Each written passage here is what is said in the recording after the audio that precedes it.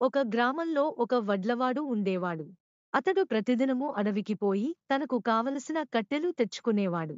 ఇట్లు జరుగుచుండగా ఒకనాడు ఒక సింహము అతనికి ఎదురైనది. దానిని చూచి అతడు గడగడా వణికిపోతూ అక్కడే నిలబడిపోయెను. సింహము అతని చూచి జాలిపడి, నేను నిన్ను ఏమీ చేయను, భయపడకు అని చెప్పగా, అతడు సంతోషించి తన దగ్గరున్న అన్నము, కూరలు దానికి పెట్టెను. ఆ పదార్థములు తిని సింహము తృప్తిపడెను. పిమ్మట ఆ వడ్రంగి ప్రతిదినము రుచిగల పదార్థములు తెచ్చి సింహమునకు పెట్టసాగెను. క్రమముగా సింహమునకు వడ్రంగికి మంచి స్నేహము కలిగెను. అతడు తెచ్చిపెట్టుచున్న పదార్థములు తిని ఆడుచూ పాడుచూ కాలము గడుపుచుండెను.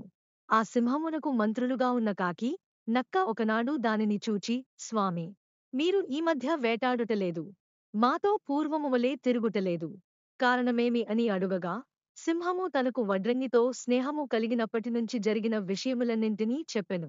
అది విని, ప్రభూ, తమ క్రొత్త స్నేహితుడగు వడ్లవానిని చూడవలెనని కుతూహలముగా ఉన్నది అని కాకి నక్క పలికినవి. సరే, నా వెంట రండి అని సింహము వారిని తీసుకొని బయలుదేరెను. ఇట్లు వచ్చుచున్న సింహమును చూచి వడ్రంగి పరుగెత్తిపోయి ఒక చెట్టెక్కి కూర్చుండెను. సింహము ఆ చెట్టు కిందకి పోయి, చెలికాడా, నిన్ను చూడవలనన్న కుతూహలముతో నా స్నేహితులు రాగా నువ్వు చెట్టెక్కి కూర్చుంటివేమి అని అడిగెను.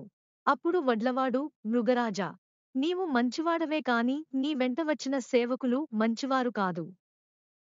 నీతో వచ్చిన నక్క యుక్తులు కలది, కాకి ఇష్టమైన ముక్కు, దొంగబుద్ధి గలది. కనుక నీతో స్నేహము చేయుట మంచిది కాదని తలచి చెట్టెక్కితిని అని చెప్పగా, సింహము సిగ్గుపడి వెళ్ళిపోయెను. పిమ్మట చెట్టు దిగి వడ్లవాడు తన ఇంటికి పోయెను.